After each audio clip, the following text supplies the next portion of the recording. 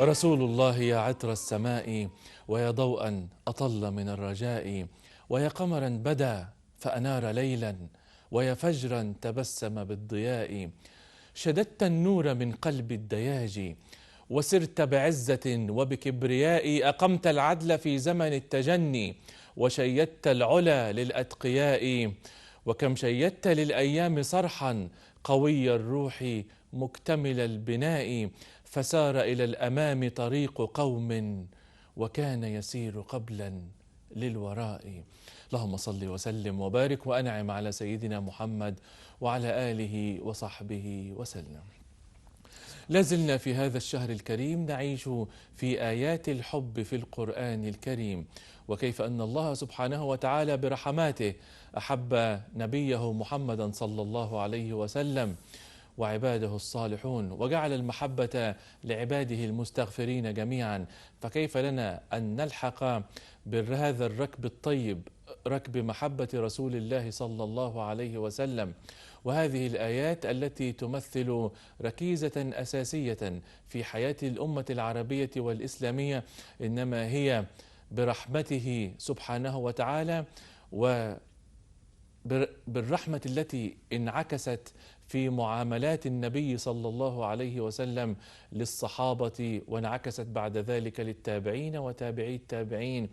ونتمنى أن يكون هناك من عباد الله الصالحين من هم يكونون مثلا وقدوة لهذه الرحمة المهداة، رحمة رب العالمين لنبيه محمد ابن عبد الله عليه أفضل الصلاة وأتم التسليم. نرحب في هذه الحلقة بفضيلة الدكتور محمد علي، الداعية الإسلامي والمنشد الديني. أهلا وسهلا دكتور، سعداء بوجود فضيلتك معنا. وهذه النفحات في هذا الشهر الكريم في حب نبينا الحبيب عليه أفضل الصلاة وأتم التسليم. يعني الحديث لا ينتهي، وكما ذكرت حضرتك في الحلقة الماضية هو حديث ذو شجون.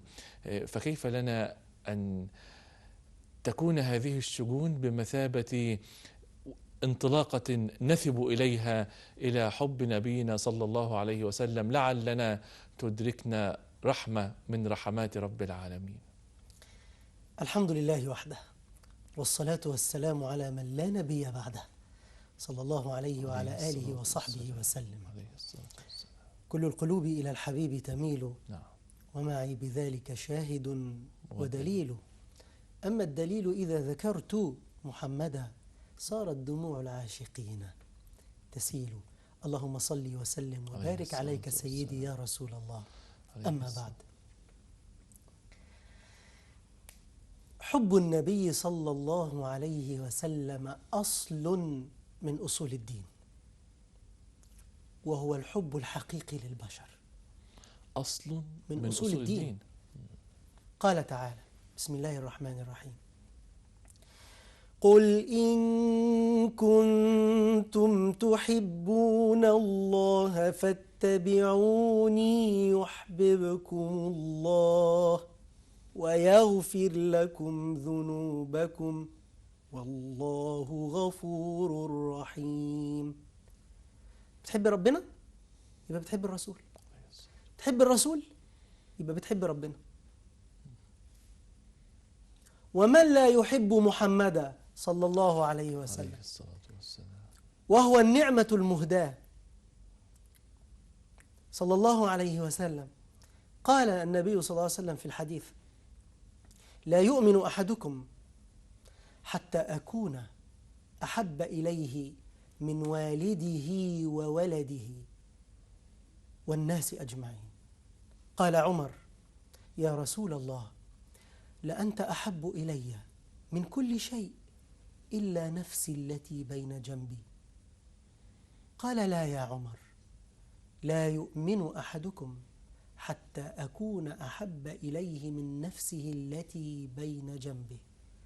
قال: الآن يا رسول الله، لأنت أحب إلي من نفسي التي بين جنبي. قال: الآن يا عمر، يعني الآن اكتمل إيمانك. يا أستاذ عمر، لا يكتمل إيمان العبد حتى يحب رسول الله صلى الله عليه وسلم، يحب رسول الله صلى الله عليه وسلم. وكيف لا يحبه وهو الرحمة؟ وما أرسلناك إلا رحمة للعالمين. سئل علي بن أبي طالب رضي الله عنه: كيف كانت محبتكم لرسول الله صلى الله عليه وسلم؟ سيبك بقى من اليومين دول بقى واللي بيدعوا محبة النبي وأنا بحب النبي، ويقولوا أناشيد في حب النبي، ويقولوا وابتهالات في حب النبي، وأنت بتحب النبي؟ بحب النبي. حب النبي صلى الله عليه وسلم ليس قولا بل منهج. فعلا ومنهج وأصل من أصول الدين، مش باللسان بس، بالفعل. والحب كله بالفعل. يمكن احنا في الشهر اللي هم بيسموه الهبلتاين او حاجه زي كده، يعني ده هبلتاين مش فالنتاين.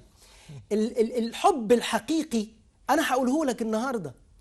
يا فرحتي ان في يوم 14 فبراير في العيد اللي بيسموه، يروح يجيب لزوجته بوكيه ورد الصبح، وبالليل ينكد عليها، وتاني يوم ينكد عليها. هو الحب بالفعل ان انا اقدم ورد بس؟ وهنأتي إن شاء الله إذا كان في يعني هنأتي في آخر الحلقة الموضوع بين حب النبي صلى الله عليه وسلم لأزواجه. لكن أنا عايز أقول يا جماعة، سئل علي بن أبي طالب: كيف كانت محبتكم لرسول الله صلى الله عليه وسلم؟ قال: كنا نحبه أكثر ما نحب آباءنا وأمهاتنا وأولادنا وأموالنا، وكان حبه أشد من الماء البارد على الظمأ. بص التعبير، كان حبه صلى الله عليه وسلم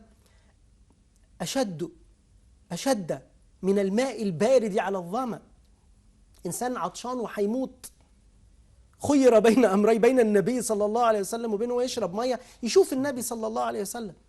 هكذا يكون الحب الصادق الحقيقي، فعلا وقولا، لا قولا بلا فعل. جاء رجل إلى النبي صلى الله عليه وسلم وقال له: متى الساعة؟ قال: ما أعددت له؟ قال: أعددت لها حب الله ورسوله. قال: أنت مع من أحببت. يحشر المرء مع من يحب. مع من يحب. فإذا كانت،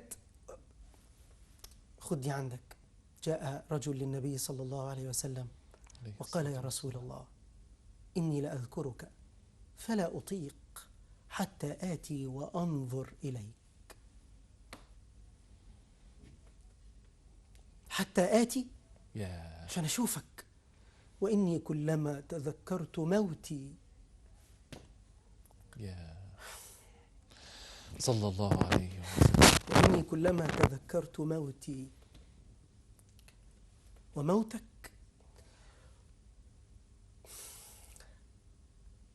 علمت أنك في أعلى عليين مع النبيين،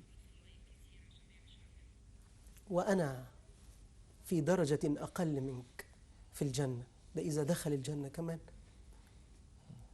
فأنزل الله قوله تعالى في التو واللحظة: إن الذين، فأنزل الله عز وجل قوله تعالى: بسم الله الرحمن الرحيم: ومن يطع الله ورسوله فأولئك مع الذين أنعم الله عليهم من النبيين والصديقين والشهداء والصالحين وحسن أولئك رفيقا. يا لم الشمل الإيمان في التو واللحظة. أنا مش معاك، أنت هتكون في أعلى، في الفردوس الأعلى، هتكون مع ربك فوق، مش هشوفك. وأنا الموضوع صعب بالنسبة له. إزاي أنا شايفك يا رسول الله في الدنيا، ولما نيجي يوم القيامة هنفترق، أنت نبي وأنا عبد من عباد فأنزل الله تعالى آية تتلى إلى يوم القيامة: ومن يطع الله ورسوله فأولئك مع الذين أنعم الله عليهم من النبيين والصديقين والشهداء والصالحين وحسن أولئك رفيقا. لكن اسمح لي يا أستاذ عمر، تفضل. إن أنا أتناول الحب من مفهوم مختلف شوي. هو الحب مش كلمة، الحب فعل قبل ما يكون كلمة. فعل مع ربنا سبحانه وتعالى، مع رسوله، حتى مع الأشخاص. هل تعلم أن الجماد كان يحب النبي صلى الله عليه وسلم؟ الجماد والحيوان والطير والنبات والميتة والجن كانوا يحبون، طبعا كانوا يحبون النبي صلى الله عليه وسلم، والنبي كان بيحبهم. أنا كنت أعلم من الآية الكريمة: وإن من شيء إلا يسبح بحمده ولكن لا تفقهون تسبيحه. لكن لم نعلم أن هذا أيضا يعني مع الرسول صلى الله عليه وسلم في اسمع يا اتصال. سيدي، عن جابر بن عبد الله رضي الله عنه قال: كان النبي صلى الله عليه وسلم يخطب الجمعة على شجرة أو نخلة، الحديث بيقول كده أو نخلة، حديث في البخاري على فكرة. فقالت امرأة من الأنصار أو رجل، الحديث بيقول كده برضو: يا رسول الله ألا نتخذ لك منبرا؟ ألا نتخذ لك منبرا؟ قال: إن شئتم. فبنوا له منبرا صلى الله عليه وسلم. فلما صعد المنبر بكت الشجرة أو جذع النخلة، وسمع لها صياح كصياح الصبي. شوف الطفل الصغير بيصوت ازاي بالليل كده ويزعج أمه ويبقى صويته كده مالي البيت كله ما تعرفش تنام. الصحابة كلهم سمعوا صراخ جذع النخل. فنزل رسول الله صلى الله عليه وسلم من على منبره ووضع يده الشريفة عليه فسكت، وقال: والله لو تركت، في رواية أخرى والحديث له كذا رواية، وقال: والله لو تركته لظل باكيا إلى يوم القيامة. وفي الحديث اللي رواه البخاري بتاع جابر قال: كان يبكي على ما كان يسمع من الذكر. الجماد ده بيفهم؟ أيوة بيفهم نص حديث البخاري. هنروح بعيد ليه؟ جاء راجل للنبي صلى الله عليه وسلم أعرابي، تقابل مع رسول الله صلى الله عليه وسلم، فالنبي صلى الله عليه وسلم عرض عليه الإسلام، فقال: يا محمد من يشهد لك؟ مين يشهد لك أن أنت رسول؟ قال: هذه الشجرة. فدعاها فأتت، فقال لها: من أنا؟ قالت: أنت رسول الله صلى الله عليه وسلم. نتوقف مع هذا الفاصل والإنشاد الديني ونعود بعد ذلك ونواصل مع الدكتور محمد علي، الداعية الإسلامي والمنشد الديني.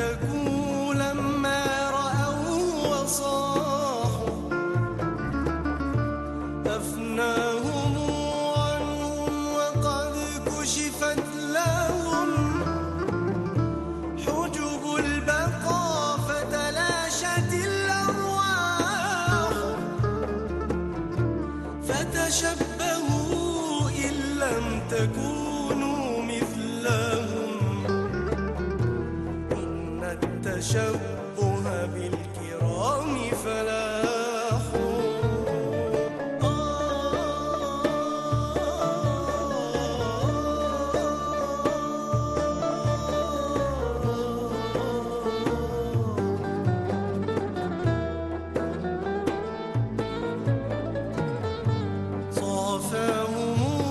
صفوا له فقلوبهم في نورها المشكاة والمصباح.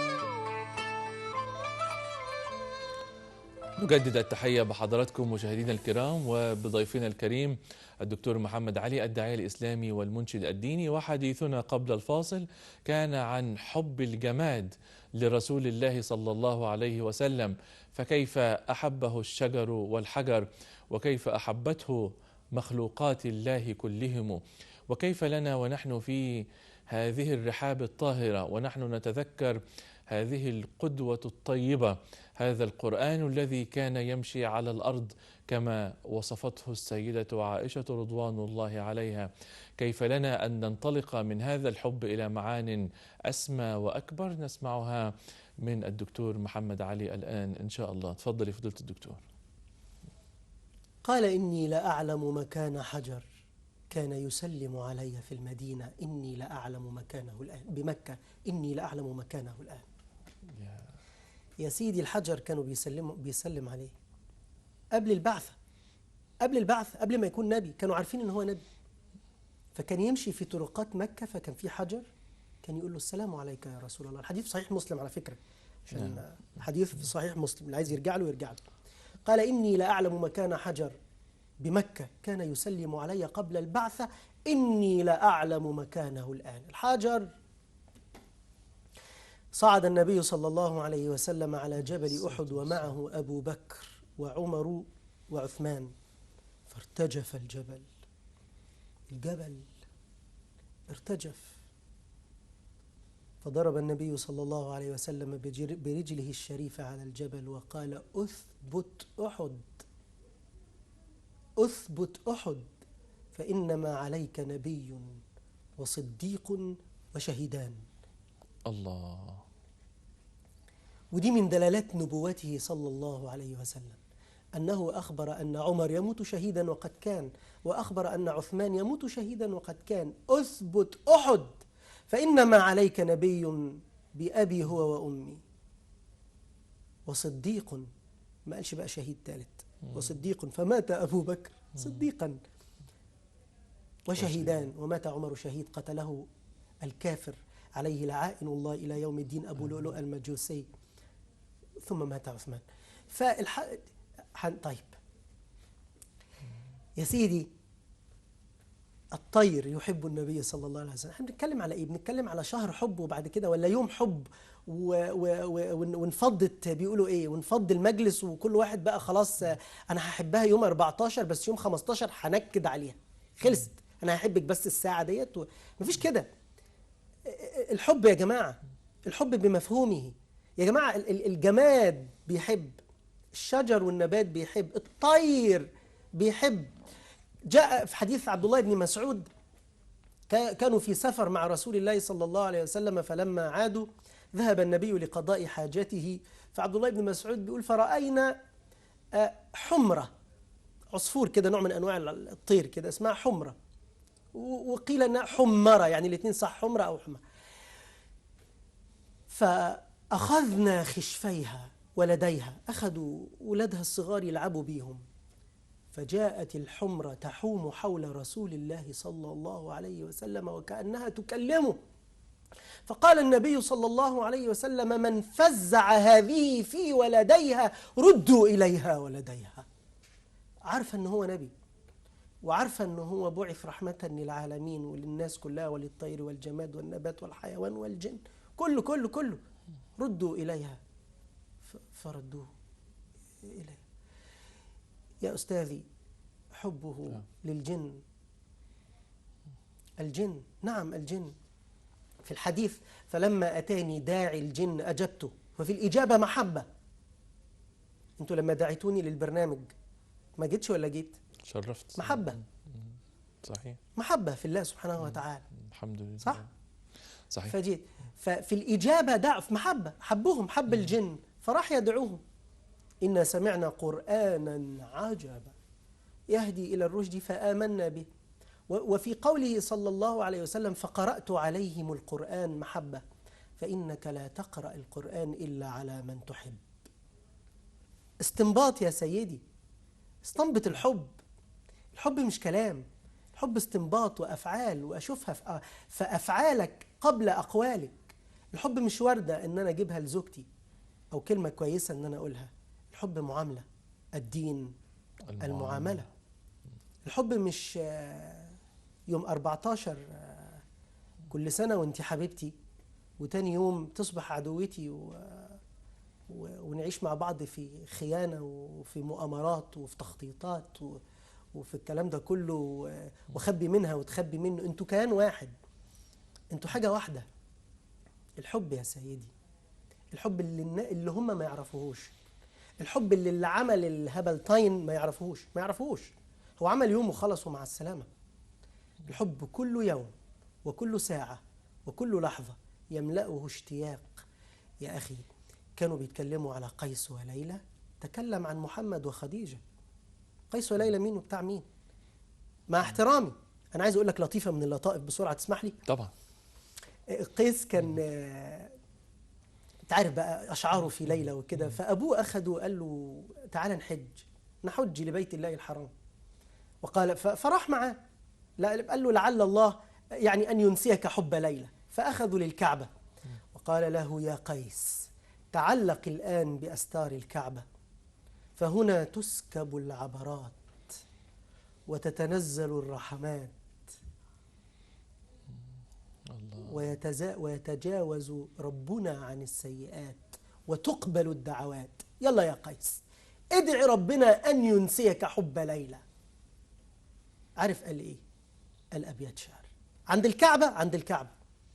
قال ذكرتك والحجيج لهم ضجيج، بمكة والقلوب لها وجيب،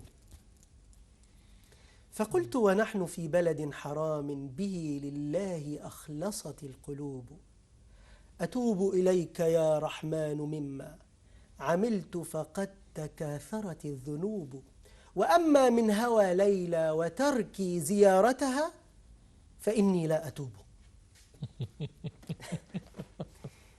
أنا مش عايزهم يتوبوا من حب النبي صلى الله عليه وسلم. وكيف نتوب من حبه صلى الله عليه وسلم؟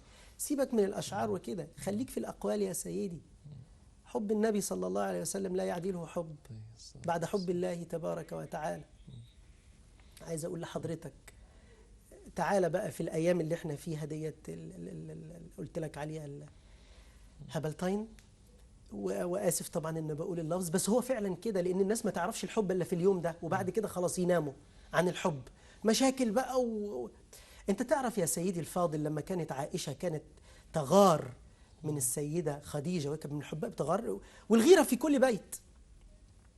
إن النبي صلى الله عليه وسلم كان يحب خديجة في حياتها وبعد موتها رضي الله عنها وأرضاها. قال صلى الله عليه وسلم إني رزقت حبها، ربنا اللي رزقه الحب ده. تعرف إن أختها هالة بنت خويلد لما كانت تيجي تخبط على رسول الله صلى الله عليه وسلم فكان يعرف استئذان خديجة، فكانت عائشة جالسة ذات يوم فاستأذنت خالة هالة أخت خديجة، فقال النبي اللهم هالة، يا ترى دي هالة جت. عارف نفس الاستئذان بتاع خديجة، حبه الأكبر الحب يا سيدي بعد ما ماتت، ومن حبه إياها أنه لم يتزوج عليها في حياتها. دي مش دعوة لعدم الزواج، ولكن الناس فاهمة الزواج التاني ده غلط. الناس مش فاهمة حاجة، يعني فاهمة أنا بحب التانية هتجوزها، ده مش حب يا سيدي. افهم الحب أفعال وليس أقوال. فتقول عائشة غارت بقى لما قال كده بقى، انت خديجة بقى دي ماتت بقى. فقالت ما لك ولحمراء الشدقين. عارف يعني ايه حمراء الشدقين؟